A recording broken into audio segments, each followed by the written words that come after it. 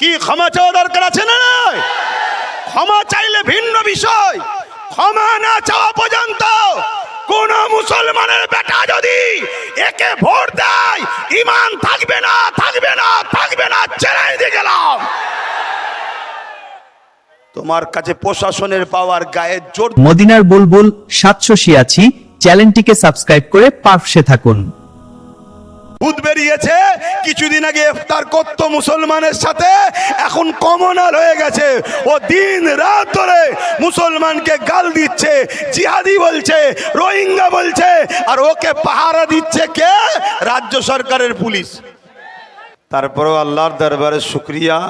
আমি প্রথম থেকেই বলেছিলাম যে আমি 4টেই পৌঁছবো, কেন আমার আবার প্রোগ্রাম আছে, জলসা আছে, সেখানে যেতে হবে। এই জলসার বীজখানেই কওমের জন্য, ইসলামের জন্য, দেশের জন্য ফুরফুরা শরীফ আহলে সুন্নাত ওয়াল জামাতের ব্যানারে বিভিন্ন কর্মসূচি আমরা করে আসছি। আজকে ফুরফুরা শরীফ আহলে সুন্নাত ওয়াল জামাতের পক্ষ থেকে আপনাদের এলাকায় যে প্রোগ্রাম হচ্ছে, নিশ্চয়ই আপনারা দেখতে পাচ্ছেন। বাগনান মানকুর মোড়ে বিষয়গুলো আপনারা সকলে শুনেছেন। আমিও সব বিষয়টা একটু টাচ করি। পাশাপাশি আজকে আমাদের কাছে আরেকটা বড় আতঙ্ক ও বড় পেরেশানের বিষয় SIR। চেষ্টা করব যদি সময় হয় ওটা নিয়েও দু এক কথা বলার। কেন আহলে সুন্নাত ওয়াল জামাত ধর্মপ্রেম, মানবপ্রেম, দেশপ্রেম, এই 3টে বিষয়ের উপরে আহলে সুন্নাত ওয়াল জামাত কাজ করে। তাই আমরা দেশের ব্যাপারেও কথা বলার অধিকার রাখি, মানুষের ব্যাপারেও কথা বলার অধিকার রাখি, পাশাপাশি ধর্মের ব্যাপারেও কথা বলার অধিকার রাখি। তবে মনে রাখবেন, আমরা যে কথাগুলো বলি, এ কথাগুলো তথাকথিত রাজনীতির নেতাদের মতো মিথ্যা বলি বলে যায় না। আমরা যেটা বলি সত্য কথা বলি, ন্যায়ের পক্ষে বলি, ইনসাফের পক্ষে বলি, মানবতার পক্ষে বলি। সেই কথাগুলোই আমরা বলি যেগুলো বাস্তব ঘটছে তাই। যেমন আজ আপনারা নিশ্চয়ই জানেন, উত্তরপ্রদেশে এক অসভ্য বর্বর জালিম স্বৈরাচারী শাসক চলছে, যে একটার পর একটা সংবিধান বিরোধী, সমাজ বিরোধী, মনুষ্যত্ব বিরোধী, পাশাপাশি ইসলাম বিরোধী কর্মসূচি করছে। ঠিক তারই একটা নিদর্শন, তারই একটা কাজ আমরা দেখলাম গত কয়েক মাস আগে উত্তরপ্রদেশের কানপুরে আই লাভ মোহাম্মদ রসুল্লাহ সাল্লাল্লাহু আলাইহি ওয়াসাল্লাম, এক যুবক, সে তার ভালোবাসার বহিঃপ্রকাশ একটা ব্যানারে করেছে। জানি ইসলাম কোনো ব্যানারে ধর্ম নয়, ইসলাম কোনো ফটো ধর্ম নয়, ইসলাম কোনো মূর্তি ভাষ্য করে ধর্ম নয়। অতএব ব্যানারে লিখলেই যে আমার প্রেম হবে আর না লিখলে যে প্রেম নয়, এমনটা নয়। কিন্তু আমার একটা ভাই, সে আই লাভ মোহাম্মদ সাল্লাল্লাহু লিখে সে ঈদে মিলাদুন নবীর র্যালি, মিছিলে, জুলুসে হাঁটছিল, এই উদ্দেশ্যে লিখেছিল। তাকে উত্তরপ্রদেশের সরকার, কানপুরের প্রশাসন তাকে FIR করেছে, বন্দি করেছে, এবং তার পক্ষে যারা আন্দোলন করতে নেমেছে তাদের উপরে নানানভাবে জুলুম অত্যাচার চালিয়েছে। এটাকে আমরা ধিক্কার জানিয়ে, পুরো বাংলা নয়, বিভিন্ন জায়গায় আন্দোলন হচ্ছে, করছি, করব। কেন? দেশের সংবিধানের 25 নম্বর ধারাতে আমাদের অধিকার আছে। আমরা আমাদের ধর্মকে কিভাবে লালন পালন করব, কিভাবে প্রচার করব, কিভাবে ধর্মকে উদযাপন করব, এটাতে দেশ রাষ্ট্র কারো হস্তক্ষেপ করার অধিকার নেই। এ বিষয়ে সংবিধান আমাদেরকে রাইট দিয়েছে। তাহলে উত্তরপ্রদেশের সরকার তার প্রশাসনকে দিয়ে দেশের সংবিধানের 25 নম্বর ধারাকে লঙ্ঘন করেছে, পাশাপাশি আমাদের ধর্মীয় ভাবাবেগে আঘাত দিয়েছে। এর তীব্র প্রতিবাদ আগামী দিন আরো হওয়া দরকার আছে না নাই? আরো হবে। কিন্তু আমাদেরকে এখানে একটা কথা বুঝতে হবে যে আমি আমার পয়সায় ব্যানার তৈরি করে আমার রসুলকে ভালোবাসি বলার স্বাধীনতা আস্তে আস্তে হরণ হচ্ছে। এই অধিকারটা কেড়ে নিচ্ছে কারা? কাটছে যারা রাজ ক্ষমতার আসনে বসে আছে। তাহলে যখন রাজ ক্ষমতার জোরে আমার ধর্মীয় স্বাধীনতাকে, আমার সংবিধানের অধিকারকে খর্ব করা হয়, তখন তাদের বিরুদ্ধে লড়াই করার জন্যে শুধু মাঠ ভর্তি করে হাজার হাজার প্রোগ্রাম করলে হবে না। মাঠ ভর্তি করে এটাও মাথায় রাখতে হবে যে পাওয়ারে তারা আমাদের ঘরে ধর্মীয় অধিকার থেকে বঞ্চনা করছে, ধর্মীয় অধিকার হরণ করছে, সংবিধানের অধিকার কেড়ে নিচ্ছে। আমাদের ঘরও লোহা যেমন লোহা কাটে, তাদের প্রতিরোধ করার জন্য আমাদেরও ইমানদার, ন্যায়পরায়ণ, সংবিধান প্রেমিক, মানবতা প্রেমিক, স্বচ্ছ ভাবমূর্তিওয়ালা লিডার, নেতা বানাবার দরকার আছে না নাই? হাত তুলে সাক্ষী দেন আমার কথায় একমত আপনারা? একমত? যদি আজ আমাদের এই লিডার নেতা থাকতো, তাহলে আজকে এর জবাব, ইটের জবাব পাথর দিয়ে দেওয়া যেত। এটা আমাদেরকে ভাবতে হবে, নচেত আগামী দিন আরো আঘাত হবে। নিশ্চয়ই আপনারা জানেন কেন্দ্র সরকার সংখ্যাগরিষ্ঠতার জোর দেখিয়ে ওয়াকফ কালা কানুন তৈরি করেছে। এই ওয়াকফ কালা কানুন, তাতে এমন কিছু নিয়ম ধারা তারা করতে চাইছে, সেই জায়গায় আস্তে আস্তে আমাদের মসজিদ, আমাদের মাদ্রাসা, আমাদের ঈদগাহ, আমাদের কবরস্থান, যেটা হাজার হাজার বছর ধরে আমাদের দান করা সম্পদ, যেটা আগামী দিন আমাদের থাকবে না, যেগুলো দখল করে আদানি আম্বানি বড় বড় কোম্পানির হাতে তুলে দেওয়া হবে, তারা সেখানে মসজিদ মাদ্রাসাকে বুলডোজার দিয়ে ভেঙে, কবরস্থানকে প্লেন করে, খানকাকে প্লেন করে, এমন করে ঈদগাহকে ভেঙে সেখানে বড় বড় শপিং মল, বড় বড় বার, বড় বড় সিনেমা হল, তাদের ইনকামের জায়গা তৈরি করবে। আমি জানতে চাইছি, এটা কি আমার ধর্মের ওপরে আঘাত নয়? তাহলে আজকে একজন ভারতবর্ষে দেশ আমাকে ধর্মীয় স্বাধীনতা দিয়েছে, এই দেশকে স্বাধীন আমরা সবাই মিলে করেছি। সেই দেশে ৭৯ বছর পরে কোন কেন্দ্রে সরকার আসবে, সে জোর করে আমাদের ধর্মীয় অধিকারকে, আমাদের মসজিদকে, আমাদের মাদ্রাসাকে, আমাদের খানকা কবরস্থানকে মিটিয়ে দিতে চাইবে। আর আমরা যদি এখনো না জাগি, না ভাবি, দুনিয়া তো আমাদের বরবাদ হবেই হবে। কিয়ামতের দিন আল্লাহর কাছেও জবাব এর দিতে হবে না? হবে না? আওয়াজ দিয়ে বলুন, দিতে হবে না? হবে না?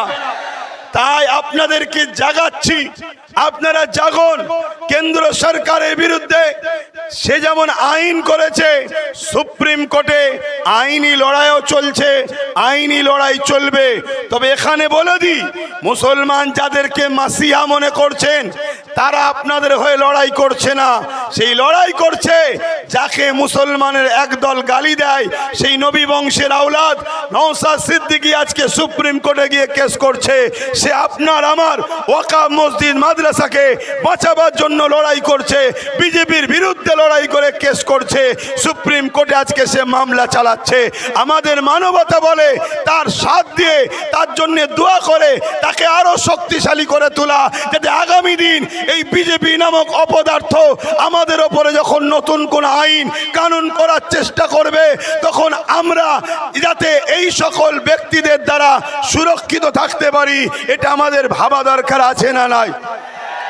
হ্যাঁ, আমি একজন ধর্ম প্রচারক, আমি আহলে সুন্নাতুল জামাত, একটা ধর্মীয় সংগঠন চালাই, আমি জলসা মাহফিল করি, আপনি ইমাম, আপনি মৌলানা, আপনি মুফতি, আপনি বক্তা, ঠিক আছে আপনার জায়গায় আপনি থাকুন, কিন্তু আপনার মানবতা কে বলছে যে আপনার মসজিদকে বাঁচাবার জন্য লড়ছে তার পাশে সাথ দেওয়া দরকার না? যে বলবে মসজিদের পক্ষে কেউ দাঁড়ালে আমি তার সব থেকে বড় দুশ্মন হব, তার সাথ দেওয়া দরকার।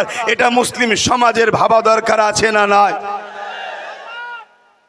এই জন্য আপনাদেরকে বুঝতে হবে, খুব ভালো করে বুঝুন, আইনটা যারা করছে তারা কোন ক্ষমতায় করছে।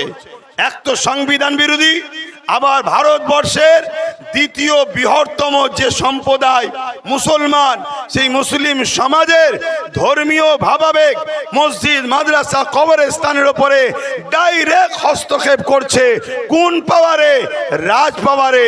অতএব এই পাওয়ারকে রুখতে গেলে আমাদেরকেও রাজ পাওয়ারের কথা ভাবা দরকার আছে না নয়?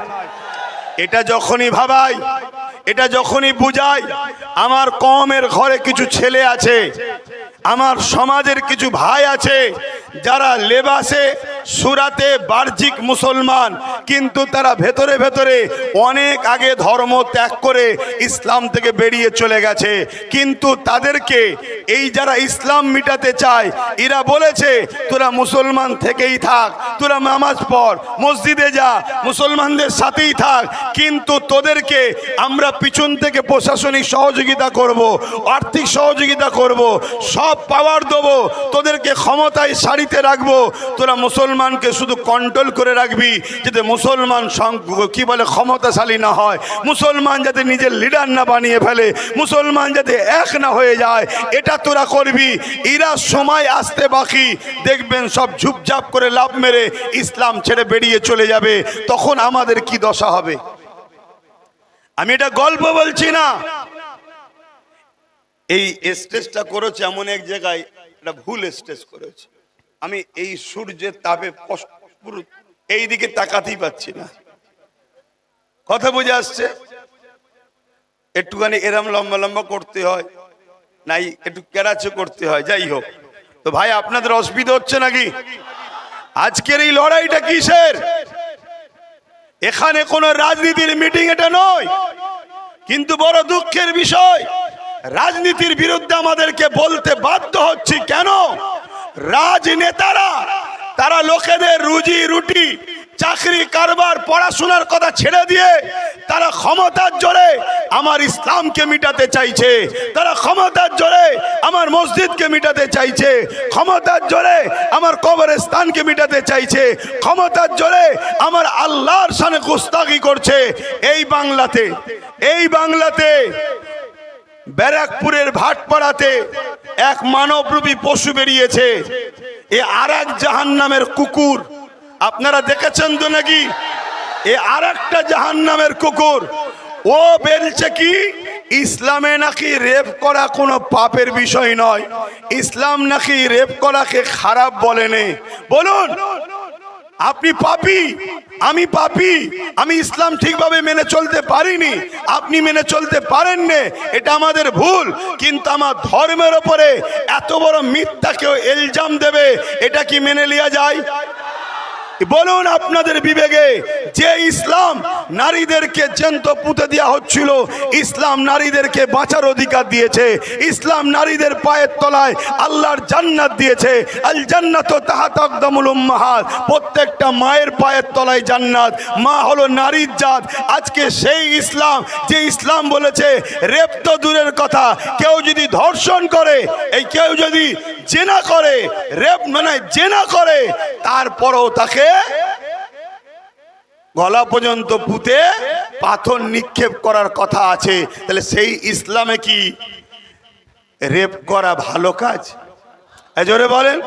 তাহলে আজকে এত বড় আঘাত দেওয়া হলো, তথাকথিত মুসলিম নেতাগুলো কোথায়?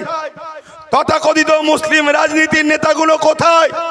আর আমার বাংলার যিনি মুখ্যমন্ত্রী, তিনি বলেছিল বিজেপিকে রুখতে আমাকে সাথ দাও, বিজেপির হাত থেকে পুরো দেশে আপনাদেরকে বাঁচাবো। বলেছে হ্যাঁ কি না? জোরে বলেন, বলেছে হ্যাঁ কি না? কলকাতার রেড রোডে গিয়ে ঈদের নামাজে বলেছে, মনে পড়ছে? তাহলে আজকে আমার প্রশ্ন, বাংলার মুখ্যমন্ত্রীকে মুসলমানরা ভোট দিল বিজেপির হাত থেকে রক্ষা করবে বলে। আজকে সেই বিজেপির একজন নেতা অর্জুন সিং তার নাম, সে বলছে ইসলামে নাকি পাপ করা কোনো, রেপ করা কোনো খারাপ কাজ নয়।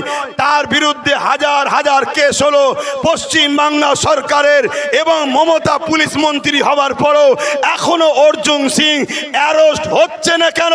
এ বিষয়ে প্রশ্ন করার দরকার আছে না নাই? আছে না নাই? এই প্রশ্ন করাতে কোন টিএমসির যদি মুসলিম নামদারি নেতা সে যদি বলে আব্বাস সিদ্দিকী ভুল বলছে, আমি তার বিষয়ে দুটো কথা বলবো, হয় ওর গুড়াই গন্ডগোল আছে, আর নয় মুসলিম ঘরে জন্ম হয়ে এখন বেঈমান হয়ে গেছে। এ কথাটা কি বলা ভুল হলো? কেন তুই যদি ইসলামেরই হোস, তোর হাতে তো পাওয়ার আছে, তোর তো উচিত মমতাকে চিঠি করা যে আমি আপনার দলের একজন সক্রিয় কর্মী, আমি আপনার দলের একজন নেতা, আমি আপনার দলের জন্য লড়ছি, আপনার দলের জন্য মারপিট করছি, আপনার দলের জন্য মুসলিম ভাইকে কেস দিচ্ছি, আপনার দলের জন্য মুসলমানদেরকে মারছি, সব করছি। আজকে অর্জুন সিং যে যার বিরুদ্ধে টিএমসি বলছে আমি বিজেপির বিরুদ্ধে, তাহলে এই যে সুযোগ, সংবিধান বিরোধী একটা কথা বলেছে, ইসলাম বিরোধী একটা কথা বলেছে, সমাজে দাঙ্গা শুরু হবে, এত যখন কেস করেছে ওকে জেলে ভরে রেখে দেওয়ার সুযোগ, ওকে জেলে ভরা দরকার আছে না নাই? কিন্তু ভরছে কি? জোরে বলুন। ভরছে না। ভরবে কাকে? নিরীহ গরিব মানুষদের ঘরে, দুর্বল অসহায়দের ঘরে। তাহলে আজকে বলুন, আমি আপনি পাপী গুনাহগার মানছি, কিন্তু ইসলামকে কেউ মিটিয়ে দেবে আমরা মেনে নিতে পারবো? আওয়াজ চাইছি, মেনে নিতে পারবো? হাত তুলে সাক্ষী দেন, মেনে নিতে পারবো? হাতটা তুলে রাখেন, মেনে নিতে পারবো? একে অপরের পাশে দেখুন কেউ হাত তুলতে বাকি আছে কিনা, কেন আমাদের মধ্যেও কোনো মুনাফেক আছে কিনা দেখা দরকার আছে। কেউ মেনে নিতে পারবো? মেনে নিতে পারবো? তাহলে আজ আপনাদেরকে জিজ্ঞেস করছি, এই জায়গায় যদি আব্বাস সিদ্দিকী বলে যে টাকার ইপিট আর উপিট, যার নাম টাকার ইপিট আর উপিট, যে টিএমসি সেই বিজেপি, যে বিজেপি সেই টিএমসি, শুধু দুটো পরিবার, একই পরিবার, জার্সি দুটো আলাদা, নাম দুটো আলাদা, মানুষকে বোকা বানাবার জন্যে একই বাজারে দুটো দোকান, একটা ভেজ একটা নন ভেজ, মালিক একটা নাগপুরে বসে আছে। অতএব যে খদ্দের ভেজ খায় ভেজের দোকানে যাবে, ইনকাম যা হবে নাগপুরে যাবে। যে লোক নন ভেজ খায় সে নন ভেজের দোকানে যাবে, নন ভেজ নেবে, কিন্তু ইনকাম সন্ধ্যের পরে মালিকের কাছে যাবে। অতএব অন্য রাজ্যে বিজেপি যা করছে আমার রাজ্যে টিএমসি তাই করছে। অন্য রাজ্যে বিজেপি শাসিত রাজ্যে থানার মধ্যে পুলিশ দিয়ে মুসলিম যুবকদের পিটিয়ে মারা হচ্ছে। আমার রাজ্যে বারাইপুরেতে একদিনেতে দুটো মুসলিম ছেলেকে থানার মধ্যে পুলিশ দিয়ে পিটিয়ে মারা হয়েছে। অন্য রাজ্যে মব লিঞ্চিং এর নামে মুসলমান পিটানো হয়, আমার রাজ্যে বাঁকুড়াতে গোরক্ষকের নামে মব লিঞ্চিং এর নামে তাদের পিটিয়ে মারা হয়। আমার কলকাতায় রিকশাওয়ালা গরিব মুসলমান, তাকে মব লিঞ্চিং করে পিটানো হয়। অন্য রাজ্যে হিজাব বোরখা পরার জন্য তাকে বেউজ্জুদি করা হয়। আমার রাজ্যে হিজাব পরে স্কুলে যাওয়ার জন্য সেই ছাত্রীকে স্কুল থেকে বার করা হয়।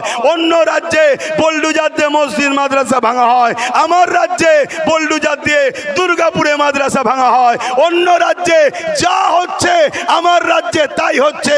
অন্য রাজ্যে বিজেপি অমুসলিমকে দিয়ে মুসলমানকে মারছে, আমার রাজ্যে টিএমসি মুনাফেক মুসলমানদের দিয়ে মোমেন মুসলমানকে মারছে। এতে আপনারা একমত না আলাদা? হাত তুলে বলেন, একমত না আলাদা? একমত না আলাদা? আব্বাস সিদ্দিকী যে কথাগুলো বলছে সত্য না মিথ্যা? সাক্ষী দেন, সত্য না মিথ্যা? তাহলে এই জায়গায় দাঁড়িয়ে থেকে আমার কওমের ভাইদের বাঁচাবার জন্য একজন ধর্মগুরু হিসাবে আমার ভাবা দরকার আছে না নাই?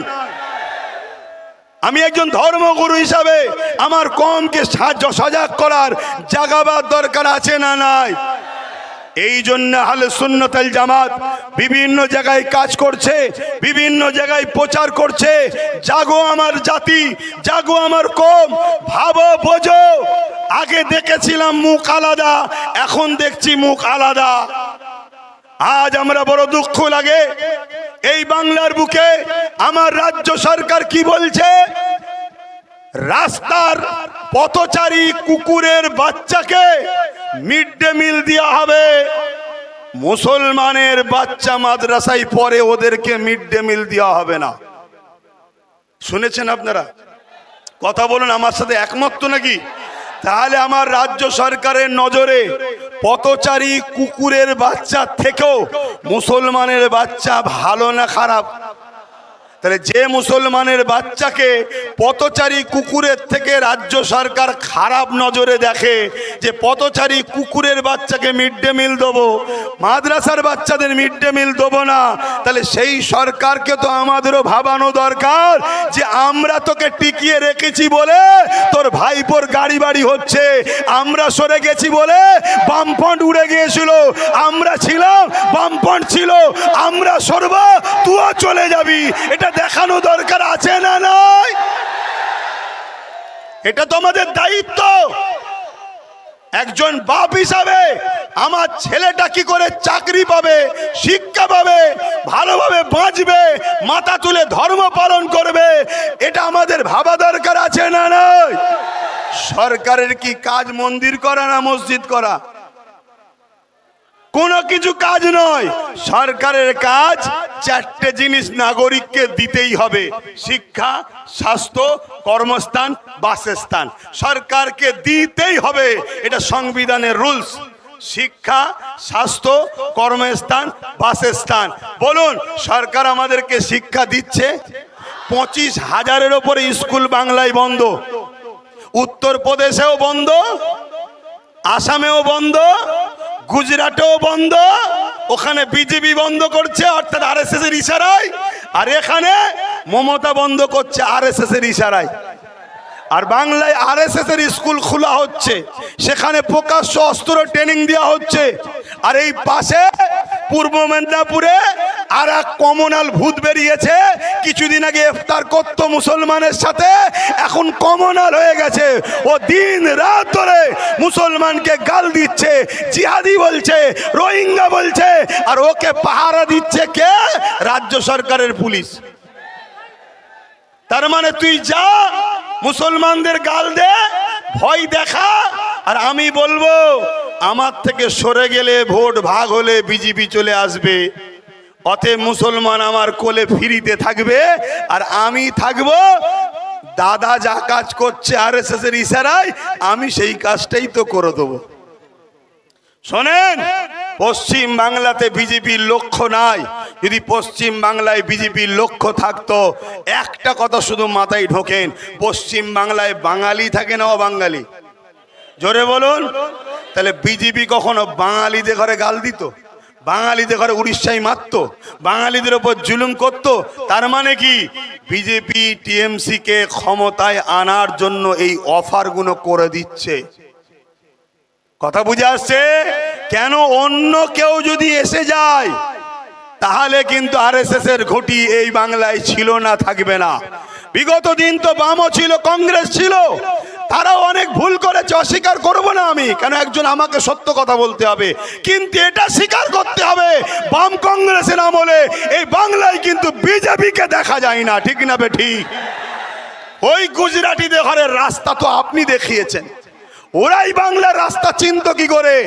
আপনি তো দেখিয়েছেন। 1998 সালে অটল বিহারী বাজপেয়ীর হাত ধরে দল তৈরি করলেন, অটল বিহারী বাজপেয়ী অর্থ দিলেন, আস্তে আস্তে রেলমন্ত্রী হলেন, কয়লা মন্ত্রী হলেন, যোগ সাজ করে আস্তে আস্তে বাংলায় আপনি ওই বিজেপিকে আস্তে আস্তে এনেছেন। আনন্দবাজার পত্রিকার একটা ফ্রন্ট পেজে খবর বেরিয়েছিল, মমতা ব্যানার্জি বলছে বিজেপিকে ফ্রন্টে এনে লড়বো।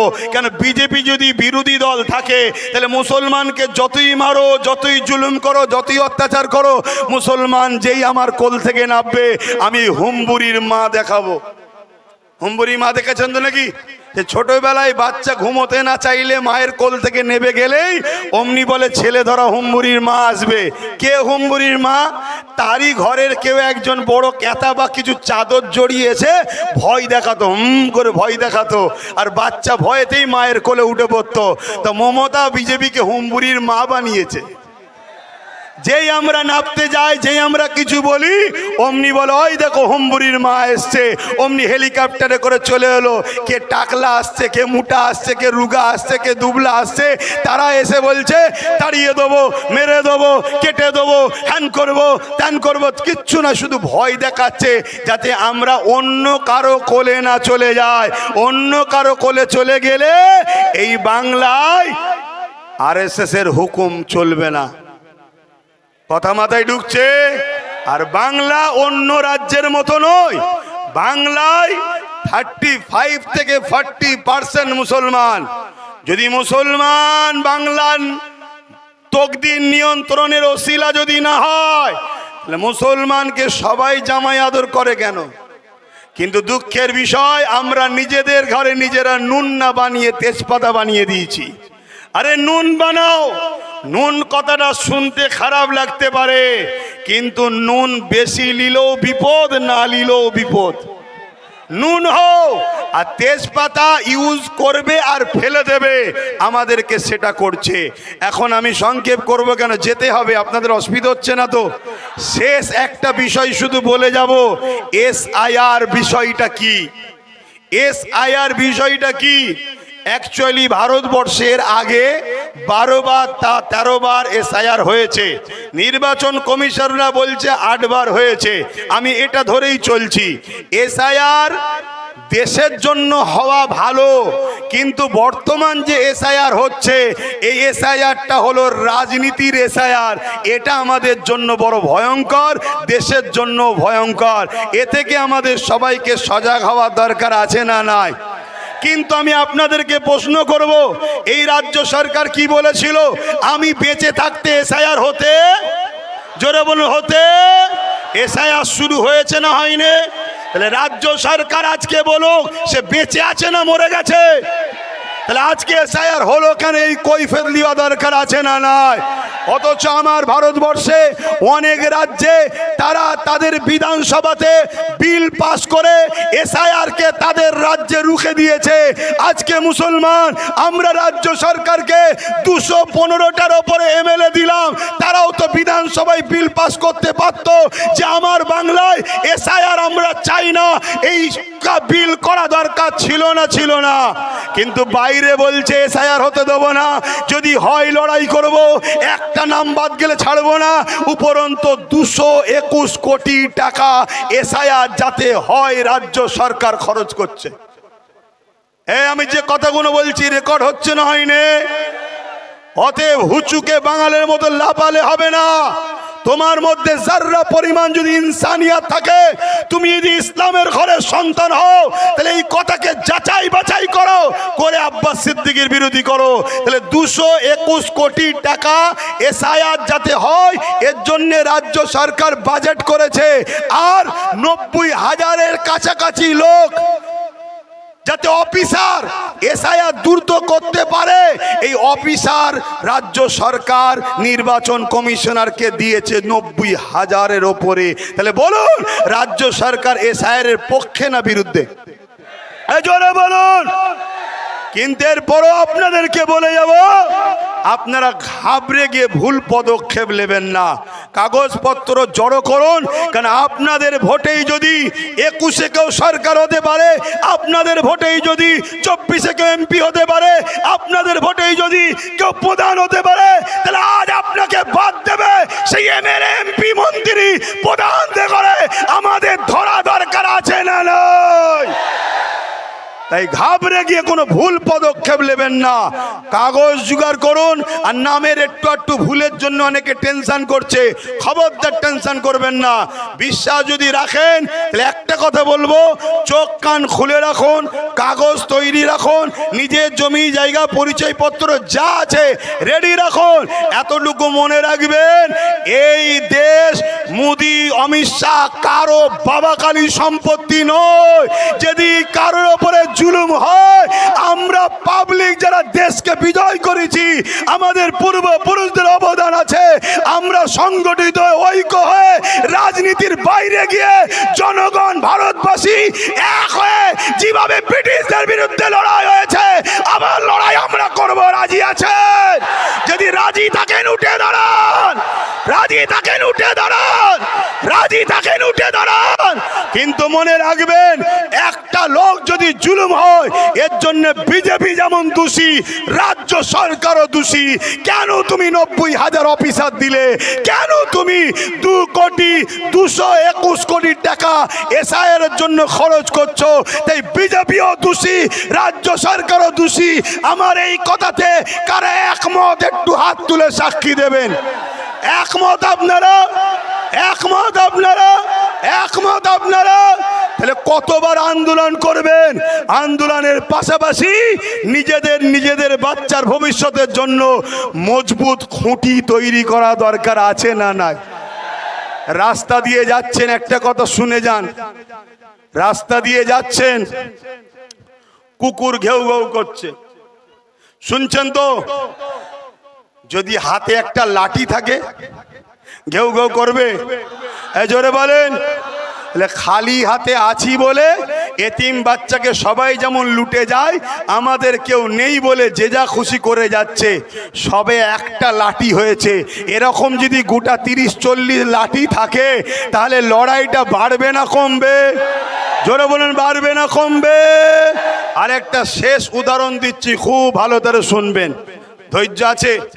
2 মিনিট ধৈর্য আছে? হাত তুলে বলুন শুনতে চান? শুনতে চান? মন দিয়ে শোনেন, মা বোনেরাও শুনবেন। 1000 টাকায় বাচ্চার ভবিষ্যৎ বিক্রি করে দিয়েছেন মায়েরা, চাকরি বাকরি শিক্ষা পড়াশোনা শেষ। ভুল করেছেন মা, সময় এখনো আছে, যদি মনে হয় পরিবর্তন হন। শোনেন মন দিয়ে। একটা কুকুর একটা খরগোশকে তাড়া করেছে। খরগোশ ছুটছে, কুকুরও ছুটছে, খরগোশ ছুটছে, কুকুরও ছুটছে। লাস্টে কুকুর হাঁপিয়ে গেছে, হাঁপিয়ে গিয়ে খরগোশকে বলছে, খরগোশ তোকে খাবো না, কিন্তু তোর সাথে একটা কথা আছে। কি কথা? বলছে, আমার ঠ্যাং এত বড় বড়, তোর ঠ্যাং এত ছোট ছোট, তারপরেও তোকে ধরতে পারিনি, কি ব্যাপার বলতে কি? খরগোশ বলছে, মন দিয়ে শুনবেন, খরগোশ বলছে, আমি ছুটি নিজের বাঁচার জন্যে, আর তুই ছুটিস মালিকেরকে খুশি করার জন্য। তুই ছুটিস মালিককে খুশি করার জন্য, আর আমি ছুটি নিজে বাঁচার জন্যে। আপনাদের বলবো, ছোট পা হতে পারে, ছোট দল হতে পারে, নিজের জন্য ছুটুন। যদি নিজের জন্য ছুটতে নাও পারেন, বড় পাওয়ালা কুকুরের মতো ছুটে লাভ নাই। সারা জীবন ছুটো ধরতে পারবেন না আপনি কাউকে। অতএব নিজের পায়ে দাঁড়ান, নিজের কথা ভাবুন। মনে রাখবেন, লোহা না হলে লোহা কাটা যায় না, মুফতি না হলে মুফতির বিরুদ্ধে ফতোয়া দেওয়া যায় না, পীর না হলে পীরের বিরুদ্ধে কথা বলা যায় না, আম সমাজ খাবে না। তাই আপনাদেরকে বলবো, কতবার আন্দোলন করবেন? কখনো বোরখা নিয়ে, কখনো 3 তালাক নিয়ে, কখনো ইউসি ইউনিফর্ম সিভিল কোড নিয়ে, কখনো আমার শরীয়তে আইনের ওপরে, কখনো এক নোংরা মেয়ে আম্মাজান আয়েশা হুজুরের বিরুদ্ধে, কখনো আই লাভ মুহাম্মদ রাসূল নিয়ে, কখনো এমন করে দেখা যায় 3 তালাক নিয়ে, কখনো দেখা যাচ্ছে আমার আল্লাহর দিন সম্বন্ধে রেপ করা নাকি পাপ নয় বলছে। আবার তোমার হাওড়া জেলার আমতার বিধায়ক নির্মল মাঝি মমতাকে বলছে আমাদের আল্লাহ। আর কত সহ্য করবে? এই সব কিছুর পিছনে একটাই কারণ, আমাদের হাতে ক্ষমতা নয়, আমাদের হাতে লাঠি নয়। তাই এরা ঘেউ ঘেউ করে যা খুশি বলে যাচ্ছে। অতএব নিজেদের পাওয়ার তৈরি করা দরকার আছে না নাই? আছে না নাই?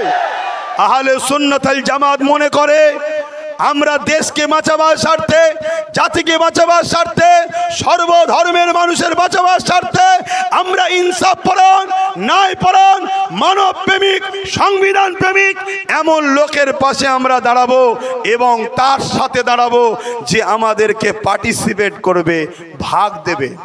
আমি একটা কথা বলেছিলাম, আপনাদের কাছে এসেছে কি জানি না, যে আব্বাস সিদ্দিকী বলেছে টিএমসি কে ভোট দিয়া নাকি হারাম।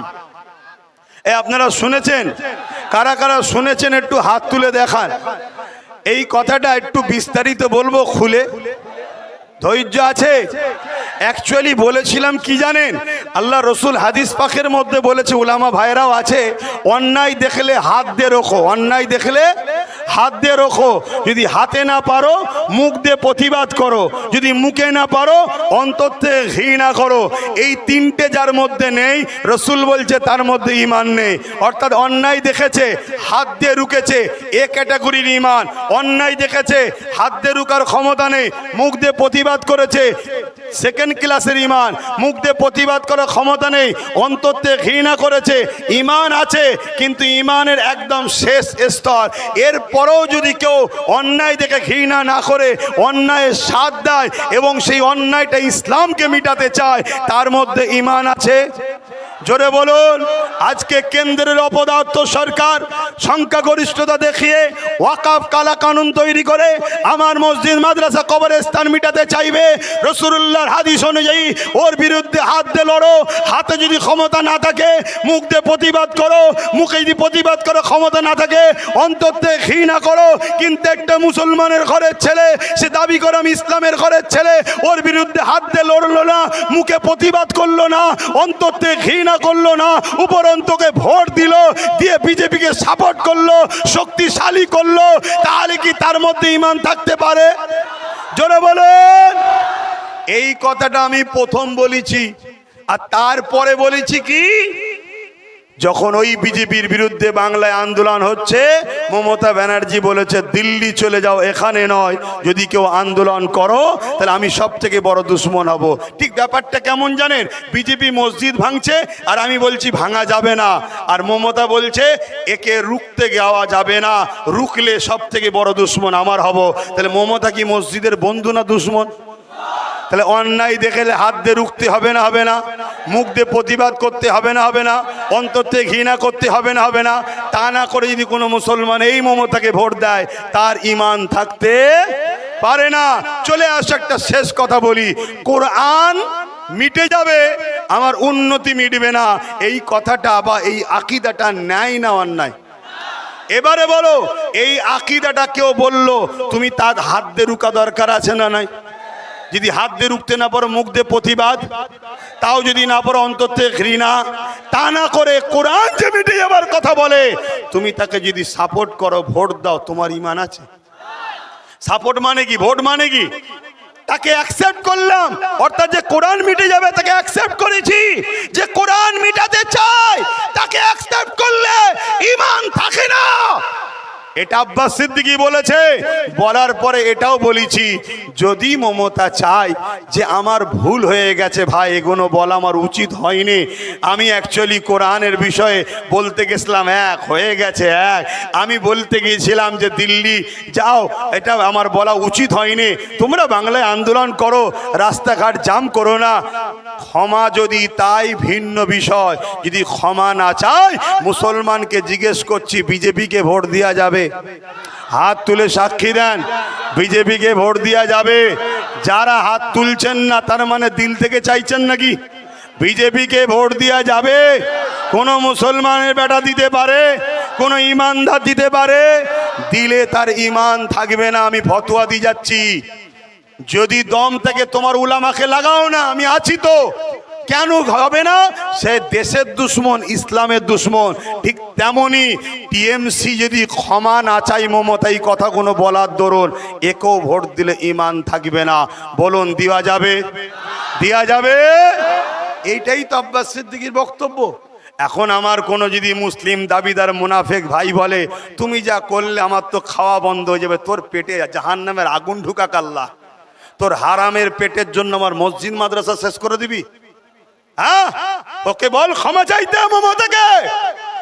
কি ক্ষমা চাওয়া দরকার আছে না? ক্ষমা চাইলে ভিন্ন বিষয়, ক্ষমা না চাওয়া পর্যন্ত কোন মুসলমানের বেটা যদি একে ভোট দেয়, ঈমান থাকবে না, থাকবে না, থাকবে না। চ্যালেঞ্জ দিয়ে গেলাম। তোমার কাছে প্রশাসনের পাওয়ার, গায়ের জোর দেখানোর বিষয়টা আলাদা, ফেরাউনের জোর অনেক ছিল, মিটিয়ে দিয়েছে আল্লাহ। নমরুদের জোর ছিল অনেক, মিটিয়ে দিয়েছে আল্লাহ। তো যা কার কথা নয়, আমার শেষ কথা, আপনারা আমার সাথে আছেন তো? আমি যদি ব্রিগেড ডাকি, গাঁটের পয়সা খরচ করে যাবেন? হাত লম্বা করে তুলুন। যাবেন? তবে 2 বছর 21-এ অজ্ঞান নলেজ সিটিতে প্রোগ্রাম হয়নি। আমি চাইছি 21-এ অজ্ঞান আগে প্রোগ্রামটা ওখানে হোক, তারপরে ব্রিগেডে আবার করব। তাই 21-এ অজ্ঞান নলেজ সিটিতে কি যাবেন না? হাত তুলে বলুন, যাবেন না? কথা ঠিক তো নাকি? আল্লাহ আপনাদের সুস্থ ভালো রাখুক। সকলে আস্তে আস্তে যাবেন। ছোট্ট একটু দোয়া হবে। আমাদের এই সালাম এক কলি কি বলে দোয়া হবে। কোথায় গেল? এই আমাদের মহাসব আসছেন, একটু দোয়া করতেন, একটু ছোট্ট দোয়া হবে। আল্লাহুম্মা আমিন।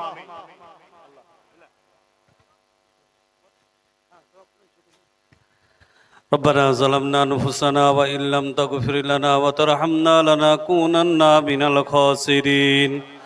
আয় আল্লাহ, এতগুলো মানুষ আপনার শাহী দরবারে আমরা হাত তুলেছি আল্লাহ, আমাদের সকলের ঈমান আমালকে মজবুতি করে দিন আল্লাহ।